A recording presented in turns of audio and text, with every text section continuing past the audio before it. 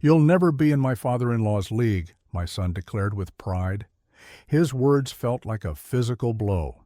The brilliant father-in-law versus the simple father who had quietly funded his family's life for years. I rose from my chair and said, "Will he cover your expenses?" "Because I'm done sending you money." My son's wife looked stunned. "What money? We've never gotten a dime from you." What I learned in the next few moments left me speechless. The wine glass trembled in my hand as Kevin's casual laugh echoed through the dining room. A light rain tapped against the window panes, but the drizzle outside seemed trivial compared to the storm brewing at my dinner table. "Richard always knows the right move," Megan said, slicing her salmon with practiced precision. "When that server issue crashed the app last month, he had it resolved in 2 conference calls." I watched my son nod in agreement, his face alight with admiration for his wife's father. The antique mantel clock in the hall ticked on, counting seconds I could never reclaim. "That's the distinction between true entrepreneurial vision and—" Kevin gestured around my dining room, his eyes sweeping over the cherry wood cabinets I'd crafted myself, the family pictures smiling down from their frames. His unspoken meaning lingered in the room. "And what?" The question came out more sharply than I intended. Megan looked between us, her expression tightening. "Robert, the dinner is delicious, thank you." But Kevin was just getting started. "Richard thinks on a global scale. He doesn't get bogged down in the small stuff." He took a bite of rice pilaf. "Like this new software expansion he's orchestrating. That's how you make a real impact." My jaw clenched. The roasted asparagus I'd so carefully prepared suddenly tasted like ash. I had spent hours on this meal, hoping for a single peaceful family evening. "Your father is a hard worker too," Megan said softly, but her voice held the same note of dismissal I'd grown used to hearing. "Sure, but woodworking," Kevin shrugged. "Richard is building a tech empire, a real legacy." The napkin in my hand was now a crumpled ball. 37 years of building custom furniture, creating permanent, meaningful things. Apparently, that was nothing compared to coding and venture capital. "Richard offered me the senior project lead position," Kevin announced, his chest swelling with second-hand pride. "He says I have innate leadership qualities." Innate leadership? I nearly scoffed.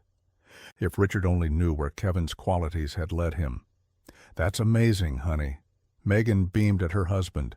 "Your father has always been a great judge of talent. Always knows, always sees, always solves. Richard Thompson, the flawless father-in-law who was never wrong." I placed my fork down on my plate, worried I might break it. "He's even talking about fast-tracking me for a partnership role eventually," Kevin added. "He needs people he can trust implicitly." Trust implicitly? The irony was a bitter taste in my mouth. "Must be wonderful to have someone believe in you so completely," I said under my breath. Kevin didn't catch the sarcasm. "That's just Richard. He's a natural leader. Some guys have it, some don't." Before we continue, please subscribe to the channel and let us know where you're listening in the comments. The clock ticked on. Rain whispered against the glass.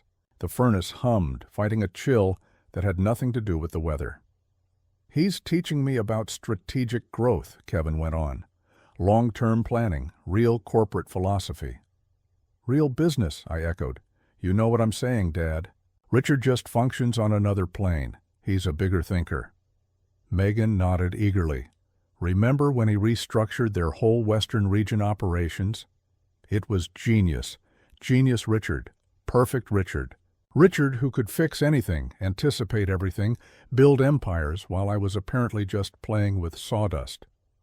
"Some people just possess that executive mindset," Kevin said, leaning back as if he were already in a boardroom. "The capacity to make the hard calls, to truly lead." "Unlike others," I finished for him. "Well," Kevin shrugged again, his implication obvious. The silence grew taut. Even Megan seemed to realize they'd gone too far. But Kevin, high on his father-in-law's praise and his own perceived importance, couldn't stop. "Let's be honest, Dad," he said, his voice rising in confidence. "You'll never measure up to my father-in-law." The words landed with the force of a punch. I stood up slowly, the legs of my chair scraping on the hardwood floors I had laid myself. Every muscle tensed. Kevin sat there, smug and oblivious, while Megan's face went white. The rain continued to fall, the clock continued to tick, and something deep inside me turned to ice. I stood there, my hands gripping the back of my chair as Kevin's words replayed in my head. "You'll never measure up." The insult unlocked memories I had kept, suppressed. 2 years ago, Kevin was sitting in my home office, his hands wrung together, his eyes fixed on the floor. "Dad, I just need a little help to get through the month." His voice had been quiet then, full of shame. We had an unexpected plumbing issue at the apartment, and my commission check was delayed. I wrote him a check for $2,200 without a second thought. My son was in trouble. That's what a father does. "This is just a one-time thing," he'd promised, carefully folding the check, "just until I'm back on solid ground." 3 months later, he returned. This time it was a major car repair and some overdue bills, $3,500. His stories grew more detailed, his excuses more desperate. "Megan has no idea how tight our finances are," he'd whispered. "I don't want to stress her out." You get it, right? Man to man. I got it. I got that my son was in a bind and too proud to admit it to his wife. I opened my checkbook once more. By the 4th time, it was a familiar dance. Kevin would call, probing. "Hey, Dad, can we grab a coffee this week?" He'd arrive with a new emergency, another fire that only cash could extinguish. I began to keep a detailed ledger, not because I suspected him, but because the numbers were growing. $2,500 one month, $3,200 the next. I wanted to help him track it, to identify the source of the financial drain. Online banking simplified the process.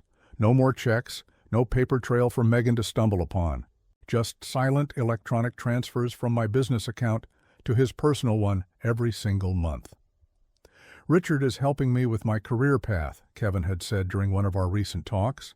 "But we need some cash flow assistance until the promotion and raise come through." Richard was handling the career advice. I was handling everything else. $80,000 over 3 years. I knew the precise total because I'd tallied it last week, sitting in that same office, staring at the bank statements. $80,000 of my hard work, my sweat, my careful savings. Money I'd earned milling lumber and sanding finishes, and working long days to build something tangible. All of it vanishing into the financial black hole Kevin called his temporary problems. The most recent transfer was just 3 weeks ago. $2,800 for an increase in their rent and a problem with his insurance deductible. Another crisis, another vow that this was absolutely the last time. "I can't thank you enough, Dad," he'd said. "I know you don't have to do this. But family takes care of family, right? Family takes care of family." I blinked, the memory fading as the present came back into sharp focus. Kevin was still sitting at the table, basking in his father-in-law's reflected glory, utterly unaware of the impending collapse of his carefully constructed world. Megan was looking at me with concern. "Robert, are you okay?" The rain seemed to beat harder against the windows. The warm glow from the chandelier felt suddenly harsh. Everything in the room seemed sharper, as if I were truly seeing it for the first time. 25 payments, $80,000, 3 years of being the silent financial backer, while Richard received all the praise for being the wise mentor. My hand tightened on the chair. All those months of adjusting my own budget to help my son. All those times I'd put off a purchase for myself because Kevin's need was greater, and this was how he repaid me, this casual, thoughtless cruelty. I looked at Kevin's face, still glowing with borrowed accomplishment, and felt a profound shift inside me. The pain was still present, but beneath it, something harder was forming. Colder. "You'll never measure up. We'll see." I stood up straight, the weight of 3 years settling on my shoulders. The rain was a torrent now, demanding to be heard. Kevin sat there, pleased with his speech, while Megan watched me with growing alarm. "You think Richard will bail you out?" My voice was steady, calm, and dangerously low. Kevin blinked, his smugness wavering slightly. "What's that supposed to mean?" "It's a simple question." I began to walk around the table, my steps measured on the hardwood. "When Richard's advice isn't enough, when the big promotion doesn't materialize, who's going to pay your rent?" "Dad, what are you talking about?" "Because I won't be sending you any more money." The statement hit the room like a wrecking ball. Kevin's face flushed, then paled. Megan's fork dropped to her plate with a clatter. "What money?" Megan's voice was thin with confusion. "We haven't received a penny from you." The ensuing silence was deafening. Kevin's mouth hung open, but no sound came out. The mantel clock ticked on, marking every second of his exposure. Kevin. Megan turned to her husband, her brow creased. "What is he talking about?" Kevin's hands began to shake. It's not what it seems." "What's not what it seems?" Megan's voice grew louder. "Robert just said he's been giving us money." "What money, Kevin?" I crossed my arms and waited, savoring the moment. 3 years of deception were about to unravel in a matter of seconds. "There might have been some small, temporary loans," Kevin stammered. "How much?" Megan demanded. Kevin shot me a desperate look, a silent plea to stop, to let him salvage some shred of his dignity. It was the same look he gave me as a kid after breaking a vase, hoping I wouldn't tell his mom. $80,000, I said evenly. Megan gasped. 80? What? "Over 3 years, I continued, my voice conversational. "Monthly transfers, sometimes more for special emergencies. Car trouble, rent hikes, medical bills, always something." "Kevin," Megan's voice had dropped to a deadly whisper. "Is that true?" Kevin's face crumpled. "Megan, I can explain. $80,000. She stood up, her chair scraping on the floor. "While I've been consumed with worry about our finances? While I've been picking up extra freelance work and cutting our budget to the bone?" "It wasn't supposed to get that high," Kevin whispered. "Where did it go?" The question came from both of us at the same time. Megan and I looked at Kevin, both of us needing an answer. Kevin's mouth moved, but made no sound. Sweat formed on his brow despite the cool night air. He glanced around the room as if looking for an exit, but he was trapped. "Kevin." Megan's voice was like ice. "Where did the money go?" A flash of lightning lit up the room for a split second. In that stark white light, I saw it all, my son's panic, my daughter-in-law's heartbreak, and my own chilling satisfaction. The thunder that followed rattled the windows. Kevin finally opened his mouth, and I leaned in, curious to hear the next lie. More than that, I was eager to see it all come crashing down. This was only the beginning. "I can explain." Kevin's voice was shaky, like a teenager's. Megan leaned on the table, her knuckles white. Then, "Explain." "Where did $80,000 go?" The silence stretched on, so long that even the mantel clock seemed to pause. Kevin's mouth worked a few times before he could speak. "It's complicated." "No!" Megan's voice was sharp. "It's not. You took money from your father. Where is it?" Kevin's hand trembled as he reached for his glass of water. The ice cubes clinked like tiny, rattling bones. "There were some investments that didn't pan out." "What investment?" I asked, keeping my tone level. "Online?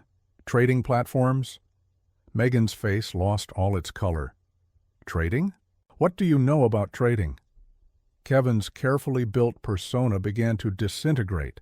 Sweat ran down his temples despite the cool air. "I was trying to build something for us, for our future." "What kind of trading?" Megan pressed.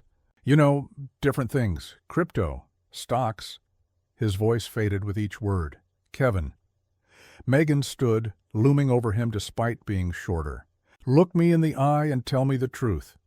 Kevin finally met her gaze, and whatever was holding him together shattered. It wasn't trading. The confession filled the room like a poison gas. "Then what?" poker websites, online casinos. The words came out in a torrent. I thought I could win it all back. Double it, maybe triple it, give you the life you deserve. Megan took a step back as if he had physically hit her. Gambling? You've been gambling away our future? It wasn't supposed to be gambling. I had a strategy. $80,000. Megan's voice was verging on hysterical. How long? 2 years, maybe 3. Maybe 3? She laughed, a harsh, humorless sound.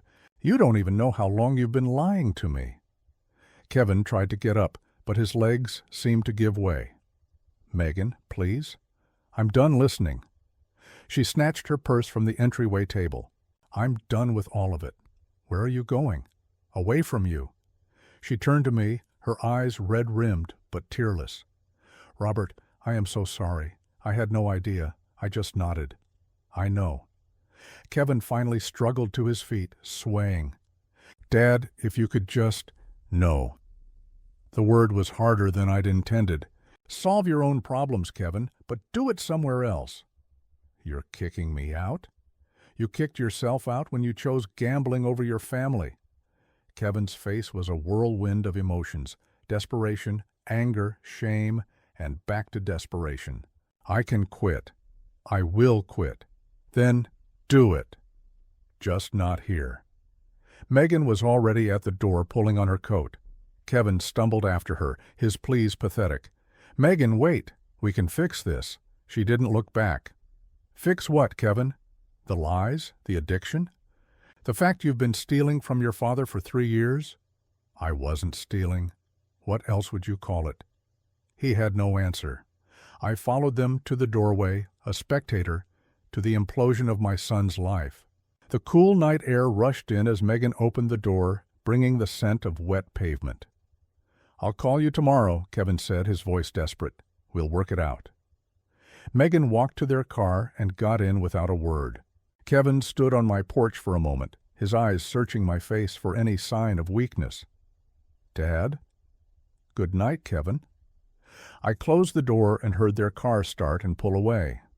The house was suddenly quiet, sadder, but also cleaner. The dinner plates were still on the table, the food now cold. I looked at the mess and decided it could wait. Some things needed time to settle. 2 hours later, I was on my back porch with a glass of scotch and a stack of bank statements. The rain had passed, leaving the air clean and crisp. Stars began to appear through the clearing clouds. I'd tried to sleep, but my mind was stuck on Kevin's confession. $80,000, 3 years of support, all flushed away by his addiction. The bank statements laid out the story in cold, hard numbers. January 2022, $2,200. March 2022, $3,500. By the end of that year, the transfers were a monthly occurrence. My accountant must have noticed the pattern, but was too professional to comment. I sipped the scotch, letting the warmth burn away some of the night's bitterness. The porch swing creaked, a familiar sound I'd always found comforting. I'd built this porch myself, just like the rest of the house. 1995. Kevin was 5, more interested in making sawdust piles than in actual woodworking. He'd followed me with his toy hammer, helping by banging on scrap wood. When I'm big, I'll build things too, Daddy. That memory felt like it belonged to another person's life. I laid the statements on the patio table, using my phone's light to see the transactions. Each one was labeled the same, family support. Such an innocent phrase for what was an enabling system. The stars wheeled overhead, indifferent to the dramas on the ground. A train whistle blew in the distance, a lonely sound echoing across the valley. Denver's lights glittered like a vast circuit board. Kevin was probably home by now, facing Megan's rage and his own shame. A part of me wanted to call, to try to fix it, but that was the very impulse that had led us here. I'd taught him that money was the solution to everything, that Dad would always be there to bail him out.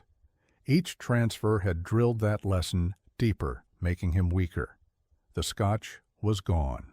I thought about another glass, but decided I needed a clear head.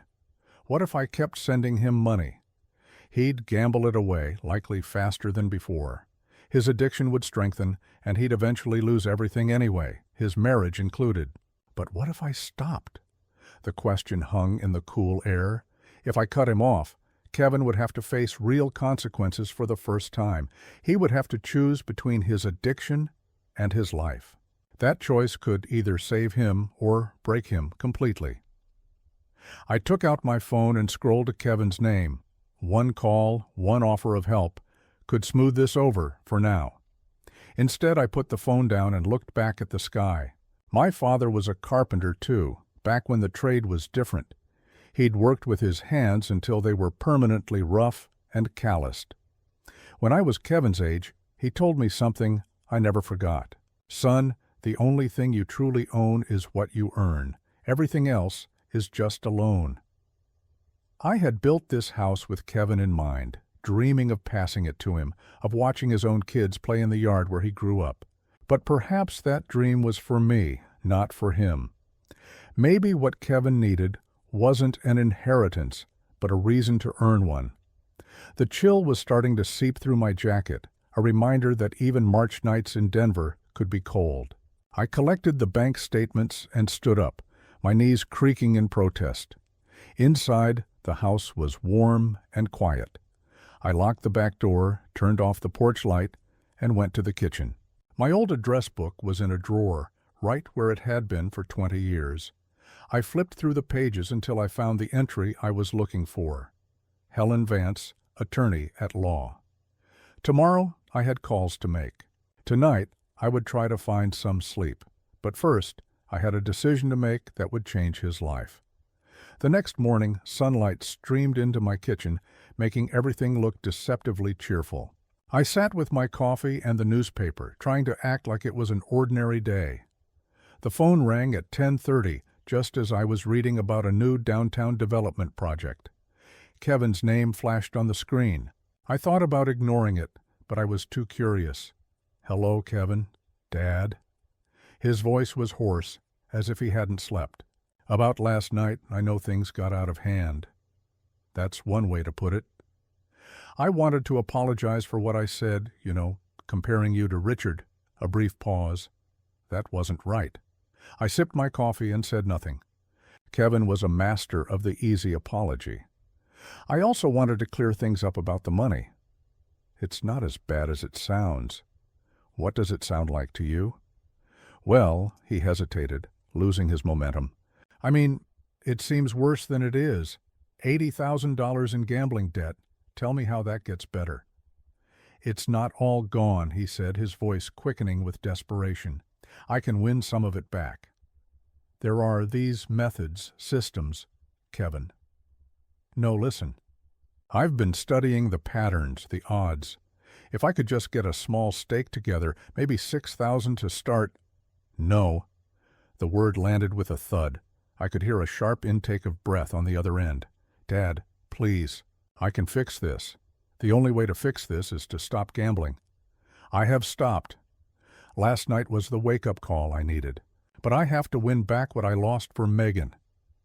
I closed my eyes, hearing the same circular logic that had fueled his addiction for years. Where is Megan?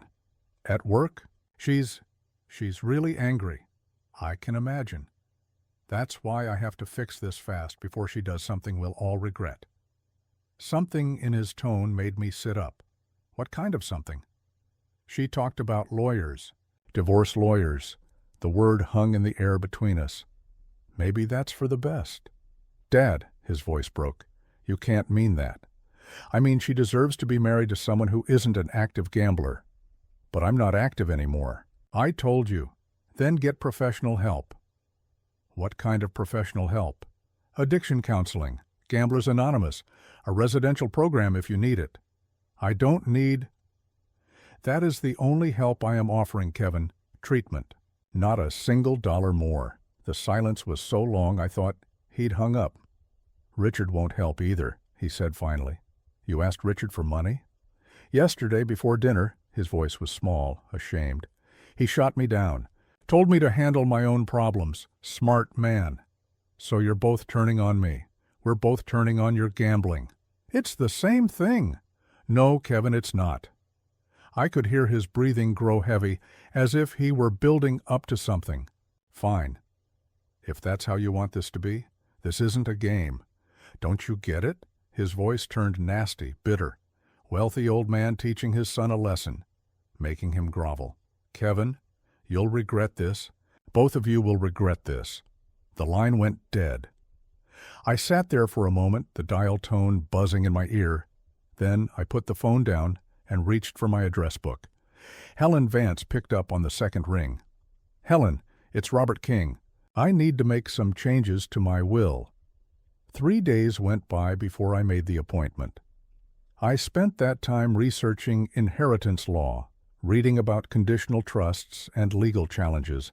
The more I read, the more certain I became that this was my only option. Helen Vance's office was on the 15th floor of a downtown Denver high-rise with a stunning view of the Rocky Mountains. I'd known Helen for over 15 years, since she helped me set up my business. Her large desk was covered in the organized clutter of a busy lawyer, legal pads, client folders, and a coffee pot that suggested long hours. Robert, she said, standing to shake my hand as her assistant showed me in. It's been too long. Your call sounded serious. It is. I sat in the leather chair opposite her. I need to amend my will. Helen's eyebrows went up. Oh? The last version we put together was pretty solid. My son has a gambling addiction. The words felt strange to say out loud. Helen's expression shifted from professional to compassionate. I'm so sorry to hear that. How bad is it? Bad enough that he's lost $80,000 of my money over the last 3 years. Helen picked up a pen, her movements calm and deliberate. Money you gave him? Monthly support. He told me it was for living expenses. I looked out the window at the city sprawling below. Turns out he was funding an online casino account. Have you spoken to him about it? Last week? He confessed to everything, then called me 3 days ago asking for more money to chase his losses. Helen jotted notes on a legal pad. What kind of changes are you thinking about? I want to make his inheritance conditional on him getting clean. That's certainly doable. Colorado state law allows for performance-based inheritance as long as the terms are specific and verifiable. A wave of relief washed over me. I had hoped this was possible, but hearing it from Helen made it concrete. What do you suggest? Helen leaned back, tapping her pen on the pad. The most legally sound requirement would be the completion of a certified addiction treatment program, inpatient rehab, followed by a period of confirmed abstinence. How long for a gambling problem? I would recommend a minimum 6-month program, followed by 1 year of documented sobriety. And if he doesn't do it, then you name an alternate beneficiary. Many clients in this situation choose a charity related to the issue.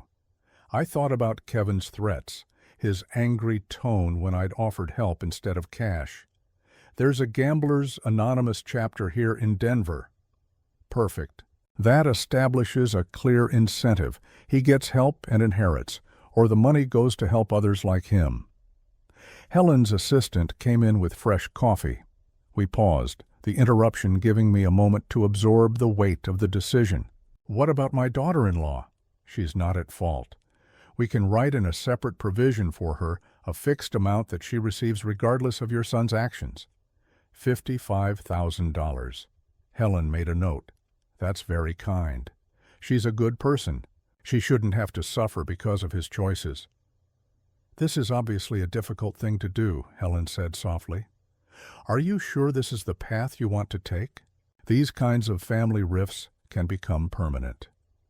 I thought about Kevin's voice on the phone, the entitlement that turned to rage when I refused to enable him. I've been enabling him for 3 years, Helen. That has to end. Then we'll draft something ironclad. I'll need some details on the treatment requirements, verification methods, and timelines. How long will it take? 2 days for a draft. We can schedule the signing for later this week if you're ready. I nodded, the uncertainty I'd felt replaced by resolve. do it." Helen walked me to the elevator. "Robert, you're doing this from a place of love, not anger. Try to remember that when it gets tough." The elevator doors closed, but her words stayed with me. 2 days later, I was back in Helen's office for the signing. The conference room was more formal and sterile than her personal office. Sunlight poured through the large windows, lighting up the legal documents arranged on the long table. Helen had everything prepared. Sarah Bell, the notary public, sat at one end with her seal and logbook. 2 witnesses, Helen's paralegal and another lawyer from the firm, stood by. "Before we start," Helen said, "I want to go over the key points one last time." She picked up the document, her voice clear and formal. "The inheritance is contingent upon Kevin King's successful completion of a certified gambling addiction treatment program with a minimum duration of 6 months, followed by 1 year of verified abstinence from all forms of gambling. Yes." The beast's words sounded stark in the quiet room, but I felt only certainty. "If these conditions are not met within 5 years of your passing," Helen went on, "the full estate will be transferred to the Denver Gamblers Anonymous Foundation, with the exception of Megan King's provision. Megan Riley King will receive a one-time payment of $55,000, regardless of Kevin's compliance or non-compliance." Sarah, the notary, looked up. "Mr. King, do you understand the document you are about to sign?" "I do." "Are you signing this of your own free will, without any coercion?" "I am." The formality felt right. This wasn't just a family matter anymore.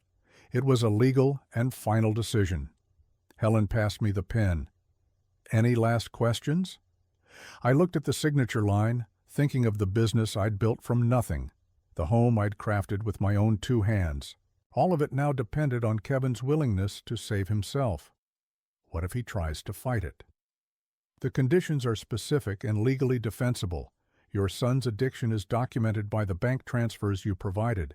Any legal challenge would force him to admit his gambling problem in court, which only strengthens your case." I signed my name. The pen felt heavy, weighted with the history of my family. Sarah applied her official seal with a solid thud. The witnesses signed, making the document real and binding. "One copy for you," Helen said, sliding a folder toward me. "One for our records and one for your safe deposit box." I held the folder, the paper inside, representing a potential turning point in Kevin's life. "How does the verification process work?" "The treatment facility will provide certificates of completion. For the sobriety period, we will require monthly documentation from an approved therapist or testing service." "And if he never gets sober?" Helen's expression softened. "Then you will know that your legacy went to help other families avoid going through what you've endured." The witnesses left, followed by the notary. Helen's paralegal cleared the table, leaving the 2 of us alone in the sunlit room. "Are you at peace with this?" Helen asked. I looked out at the Denver skyline, picturing Kevin somewhere out there, likely unaware that the terms of his future had just been rewritten. "I'm at peace with trying to save him. And if that's not possible, I'm at peace with that too." Helen walked me to the elevator again, placing a hand on my shoulder. "Good luck, Robert." The elevator descended through 15 floors of other people's problems and legal battles. When I got to my truck in the parking garage, I sat for a few minutes, just holding the folder that contained Kevin's new reality. Tomorrow, I would call him. Tonight, I would figure out exactly what to say. The drive home through Denver traffic gave me plenty of time to rehearse.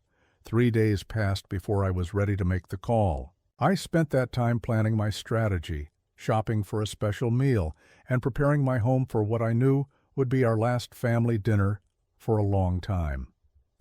The grocery store felt strange that morning, as if I were preparing for a final meal. I picked out simple things: a good roast, fresh vegetables, a nice loaf of bread. Nothing complex that would take my focus away from the coming conversation. At the checkout, the clerk asked about Kevin. "Haven't seen your son in a while. How's he doing?" "He's learning some important lessons," I replied.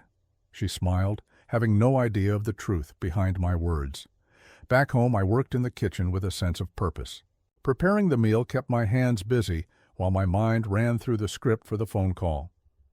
By 2 o'clock, everything was set, except for the one conversation that mattered most. I dialed Kevin's number before I could change my mind. Dad. His voice was a mix of surprise and exhaustion. Hello, Kevin. If this is another lecture about my gambling, it's not. I kept my voice neutral, almost friendly. I've been thinking about what we talked about your financial situation. There was a long silence on the line. I could almost hear him trying to figure out the angle. What about it? Come for dinner tonight. We need to talk. Talk about what? Your future, Megan's future. I paused. Your money problems. Are you saying you're going to help us? The desperation in his voice was all the confirmation I needed. I'm saying we need to discuss it in person as a family. Dad, we really need 7 o'clock. Bring Megan. She's still pretty angry with me. Then perhaps it's time to start fixing things. Another pause. I could hear him calculating, planning how to approach the conversation, what to ask for. Okay, we'll be there. Good. See you at 7. I hung up before he could ask any more questions. The afternoon crept by. I set the dining table with the good china, plates reserved for holidays and special occasions. This was a special occasion, though not one I had ever wanted. At 6:30, I took the will from my desk and put it in a large envelope on the entryway table. Everything was in place. The meal, the setting, and the legal document that was about to change Kevin's life. Looking around the room, I remembered happier dinners. Kevin as a boy, excited about a school project. A teenage Kevin bringing his first girlfriend home. A young man announcing his engagement to Megan. It had all led to this. The mantel clock struck 7. On cue, a car pulled into the driveway. It was time to see if love and tough decisions could overcome addiction. The doorbell rang at precisely 7 o'clock. Through the peephole, I could see Kevin and Megan on the porch, both looking nervous, but also hopeful. Kevin was holding a bouquet of flowers, and Megan had a bottle of wine. I opened the door with a practiced smile. Right on time. Dad. Kevin stepped inside awkwardly, handing me the flowers. Thanks for having us over. Of course. I took the bouquet. Come on in. Megan followed, holding out the wine. I wasn't sure if we should bring anything. That's very thoughtful. Dinner's almost ready. The atmosphere was a stark contrast to their last visit. I dimmed the lights and opened the windows to the cool spring air. The table was set with the china my late wife had picked out years ago. Something smells wonderful, Megan said as she sat down. Just a simple roast. Nothing fancy. I poured wine for everyone, noticing the slight tremor in Kevin's hand as he took his glass. Remember when you tried to help me build the woodshed? I asked Kevin as I began to serve. Kevin managed a small laugh, some of his tension easing. I was 5. My toy hammer was bigger than my arm. You were so determined to help, I recalled with a smile. Every nail you hit bent in half. But you never got mad, Kevin said softly. You just kept straightening them and letting me try again. Megan watched us, her relief palpable. You've always been there for him, Robert. For both of us. Family is the most important thing, I said, cutting into my roast. We have to work through problems together. Kevin shifted in his chair.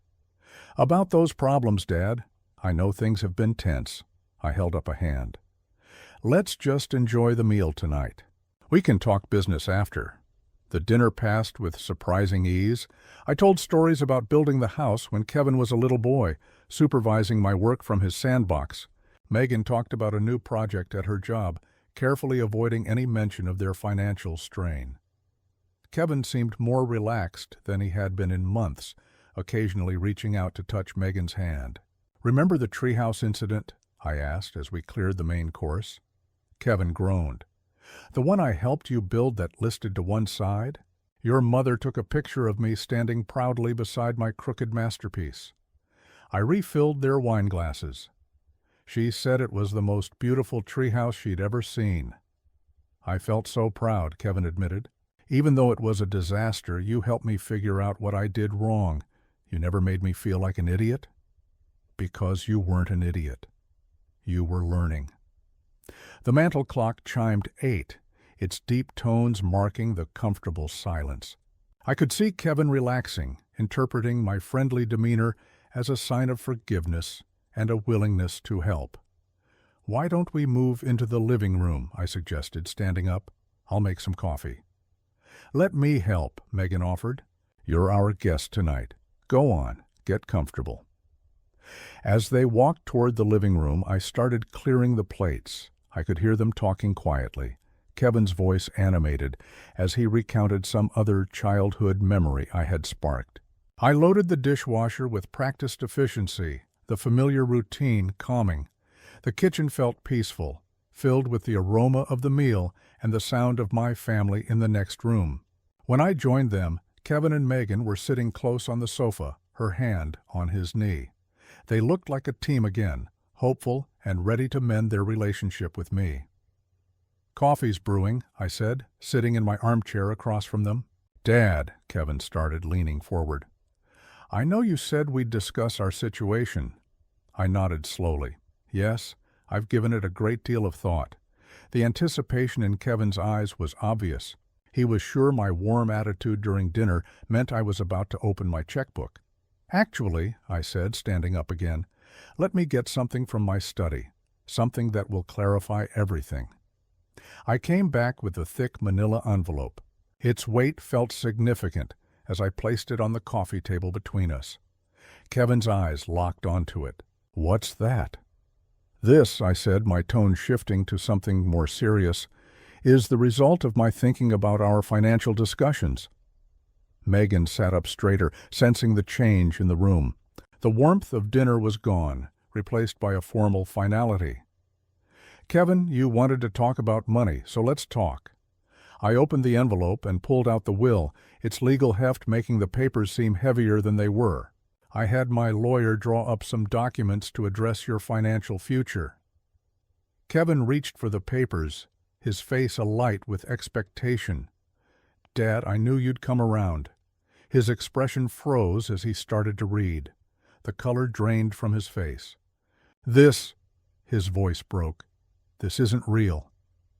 Megan leaned over his shoulder, her brow furrowing as she tried to make sense of the legal jargon.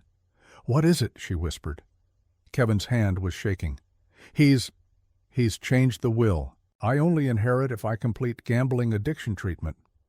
A minimum of 6 months in a certified residential program, I confirmed calmly, followed by 1 year of verified sobriety from all forms of gambling. Dad, you can't be serious. Kevin's voice rose in disbelief. I can. And I am. My voice was firm, controlled. The documents are already filed. Megan kept reading over his shoulder, her expression changing from confusion to dawning comprehension. Monthly check-ins with approved counselors, she read aloud. Medical documentation, 5-year deadline from date of death. And if I don't do it, Kevin's voice was barely audible, then my estate goes to the Denver Gamblers Anonymous Foundation. I leaned back. Your inheritance will go to help other families avoid what we've been through. This is a punishment. Kevin jumped to his feet, the papers fluttering to the floor. You're cutting me off. No, I said. I'm giving you a chance to earn back your life. Megan picked up the scattered pages, her eyes scanning them. When she looked up, her expression was clear. This is the right thing to do, Kevin, she said quietly. He spun to face her. What? Your father is right. You need help. Real, professional help. Not another bailout. Megan, you can't be on his side. I'm on the side of your recovery. She stood and walked closer to my chair. Robert, this is incredibly brave. Kevin stared at his wife as if she were a stranger. You're choosing him over me. I'm choosing our future. She turned back to the will. It says here, I get $55,000 regardless of what you do. That's correct, I said. You shouldn't have to suffer for his addiction. So even if I don't get better, Megan gets paid, but I get nothing? Kevin's voice was escalating toward hysteria. That's exactly right. This is insane. I'm your son, and that's why I'm doing this. I stood to face him directly. Because I want you to be the man I raised, not the man your addiction has turned you into. Kevin snatched the will from Megan's hands, desperately scanning the pages for a loophole. There has to be another way. There is. Get help. I don't need... Yes, you do. Megan's voice was like steel. You've been lying to me for 3 years and gambling away everything we had. Your father is giving you a way out. Kevin looked from me to her, watching his world crumble. So, that's it? Play by your rules, or I lose everything? Play by the rules of recovery, I corrected him. This isn't about control, Kevin. It's about love. He let out a bitter laugh. Love? You call disinheriting me love? I call giving you a reason to save your own life love. Kevin stared at the document for a long moment, then let it drop to the coffee table. I need some time. Take all the time you need, I said. The terms won't change. He walked to the front door, and Megan followed after grabbing her purse. Thank you, she whispered, touching my arm as she passed. I nodded and watched them go. Kevin's shoulders were slumped in defeat, but for the first time in years, I felt a glimmer of hope. 4 months after that dinner, I sat at the same table, but the scene was transformed. Kevin sat across from me, but he was a different man, clearer, calmer, more present. The frantic energy that had clung to him for years was gone, replaced by something I was starting to recognize as peace. My program director says I'm making great progress, he said, cutting his salmon with a steady hand. 3 months down, 3 to go. Megan smiled beside him, her relief visible. He calls every other day, not to ask for anything, just to talk. How are the group sessions, I asked. Tough, Kevin admitted, really tough. But I'm finally starting to see how the addiction worked, how it hijacked my brain. We had been having these dinners twice a month since Kevin checked into the Summit Recovery Institute in May.